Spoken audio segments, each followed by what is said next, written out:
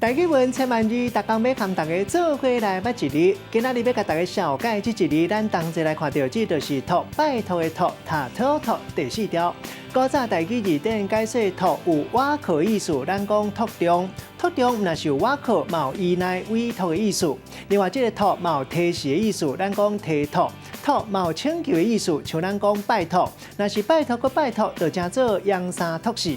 另外，若是用伫咧交付，咱讲是寄托。有人讲望着鬼神指示代志，咱讲是托梦；若委托寄送物件，就是托寄。瓦靠人的势力，古早有一个词，讲是托势头。另外，借口咱讲是托事故。带大家做过来小解这两个词。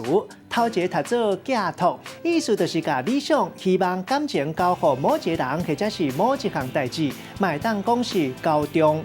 第二个词读做扬三托四，会当讲是拜托搁拜托，卖用讲是拜托搁落个无共人。咱用一句话来举例，甲这两个词合做伙。譬如讲，阿叔退休了后，随扬三托四咧世界找石头，有代志做，总是有一个寄托，无经济压力做义娘，生活较袂无聊，时间嘛较好过。今仔日小解这一字读做托，提供予观众朋友来参考。